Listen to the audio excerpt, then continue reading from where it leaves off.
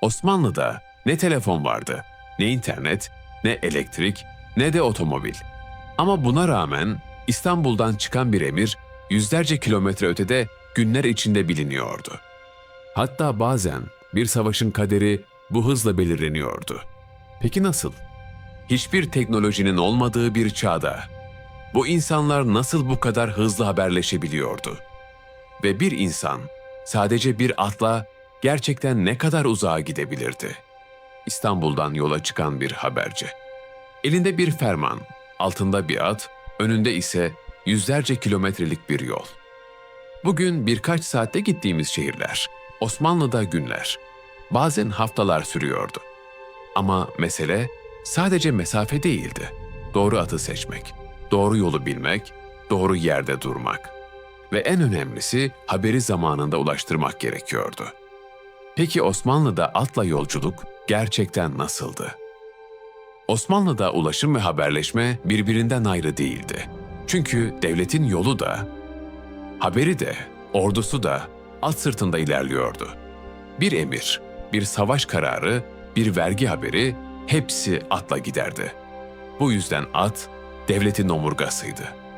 Osmanlı'da her at aynı iş için kullanılmazdı. Çünkü her yol aynı değildi. Her görev de aynı değildi. Arap atları hızlı ve çevikti. Ani hücumlar için kullanılırdı. Türkmen atları uzun yolun ustasıydı. Günlerce yorulmadan ilerleyebilirdi. Karaman atları daha güçlüydü. Yük taşımada ve lojistikte kullanılırdı. Midilli ve Akhisar atları küçük ama çevikti. Şehir içi ve kısa mesafelerde tercih edilirdi. Rumeli ve Macar atları ise daha iri ve güçlüydü. Ağır süvari birliklerinde kullanılırdı. Osmanlı'da mesele en iyi at değil, doğru işi doğru ata vermekti. Bir at seçmek göründüğü kadar basit değildi.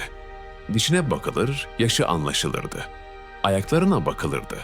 Uzun yolda dayanabilir mi diye. Nefesine bakılırdı. Çünkü yanlış bir at seni yarı yolda bırakırdı. Bir atın bakımı yolculuğun kaderiydi. Su, yem, dinlenme. Bunlardan biri eksikse yolculuk biterdi. Küçük bir tırnak yarası bile günler kaybettirebilirdi. Peki bu kadar önemli olan bir hayvan nasıl bakılıyordu? Osmanlı'da at bakımı rastgele yapılan bir iş değildi. Bu işi bilen insanlar vardı. Sarayda seyis adı verilen görevliler. Padişaha ait atlarla özel olarak ilgilenirdi. Orduda ise her süvari kendi atının bakımından sorumluydu. Bir atın sağlıklı kalması için en kritik şeylerden biri nallarıydı. Atın nalları yolun durumuna göre yaklaşık 1 ila 2 ayda bir değiştirilirdi. Çünkü uzun yol, taşlı zemin ve sürekli hareket nalları hızla aşındırırdı. Eğer nal zamanında değişmezse atın ayağı zarar görür ve yolculuk tamamen durabilirdi. Ortalama bir at günde yaklaşık 5 ila 10 kilo arası yem tüketirdi. Bu genelde arpa ve yulaf olurdu. Su ise çok daha kritikti. Bir at günde 20 ila 40 litre su içebilirdi. Bu da şu anlama geliyor. Bir ay boyunca tek bir at için yüzlerce kilo yem ve tonlarca su gerekiyordu. İşte bu yüzden özellikle ordular için at bakımı başlı başına bir lojistik işti. Peki at hastalanırsa ne olurdu? Osmanlı'da baytar adı verilen hayvan hekimleri vardı. Bu kişiler atlar başta olmak üzere hayvanların tedavisiyle ilgilenirdi. Hafif hastalıklar, yaralar ve yorgunluk durumları tedavi edilmeye çalışılırdı. Ama ağır hastalanan ya da yürüyemeyecek hale gelen bir at sefer dışı bırakılırdı. Çünkü yolculuk duyguyla değil, devamlılıkla yürürdü. Bir de çok önemli bir bakım vardı. Tımar. Tımar, atın sadece temizlenmesi değildi, bir bakım ritüeliydi. Atın tüyleri taranır, terli bölgesi temizlenir, kan dolaşımı artırılırdı. Bu işlem atın hem sağlığını korur hem de performansını artırırdı. Yani Osmanlı'da bir at sadece binilen bir hayvan değildi. Bakımı yapılan, izlenen ve adeta korunması gereken bir değerdi. Osmanlı'da sıradan bir binici günde ortalama 40 ila 60 kilometre yol alabilirdi. Ama bu her zaman böyle değildi. Çamur, dağ ve hava şartları bu mesafeyi düşürürdü. İşte burada Osmanlı'nın en güçlü sistemi devreye giriyordu. Menzil sistemi. Devlet yollar üzerinde menzilhaneler kurmuştu. Her 20 ile 30 kilometrede bu yapılar vardı. Bu noktalarda yorgun at bırakılır, yeni at alınırdı. Bu sistemi kullanan kişilere ulak denirdi. Bir ulak yorulan atını bırakır, yeni ata biner ve durmadan devam ederdi. Bu sayede bir haber, normalde günler sürecek yolu çok daha kısa sürede alabiliyordu. Peki şehirler arası yolculuk ne kadar sürüyordu? Bursa'dan İstanbul'a yaklaşık 150 kilometrelik bir yol. Normal bir yolculuk. 2 ila 3 gün, ulak sistemiyle bir gün. Çünkü bazı güzergahlarda deniz geçişi de kullanılırdı. İstanbul'dan Manisa'ya ortalama 4 ila 6 gün. Ama yol şartlarına göre bu süre uzayabilirdi. İstanbul'dan Edirne'ye 2 ila 3 gün. İstanbul'dan Belgrad'a 10 ila 12 gün. Ve daha uzun bir mesafe İstanbul'dan Viyana'ya yaklaşık 20 ila 30 gün.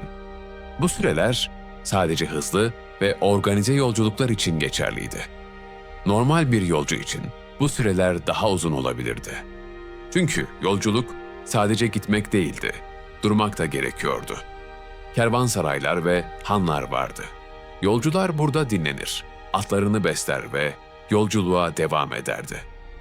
Uzun yolculuklar her zaman güvenli değildi. Eşkıyalar ve yağmacılar özellikle yalnız yolcuları için büyük tehlikeydi. Ve asıl zorluk savaşta ortaya çıkıyordu. Binlerce asker ve binlerce at aynı anda hareket ediyordu. Her gün tonlarca yem, binlerce litre su, yüzlerce bakım. Yani orduyu taşıyan şey sadece askerler değil, o sistemi ayakta tutan hayvanlardı. Hastalanan ya da yaralanan atlar eğer kurtarılabiliyorsa tedavi edilirdi. Ama ağır durumda olanlar sefer dışında bırakılırdı. Çünkü savaşta duygu değil, devamlılık önemliydi. Sonuç olarak Osmanlı'da atla yolculuk sadece bir ulaşım değildi. Bu bir sistemdi. Doğru at, doğru yol ve doğru zaman. Ve bu sistem sayesinde bir imparatorluk yüzlerce kilometre öteden bile kontrol altında tutulabiliyordu. Bugün birkaç saate gittiğimiz yollar bir zamanlar günler sürüyordu. Ama o yollar bir devleti ayakta tutuyordu. Ve o devlet at sırtında büyüdü. Bütün sürecin nasıl geliştiğini merak ediyorsanız kanaldaki Obadan Cihan'a serisine göz atabilirsiniz. Bu videoyu beğendiyseniz beğenmeyi ve yorum yapmayı unutmayın. Ve yeni bölümleri kaçırmamak için kanala abone olmayı unutmayın.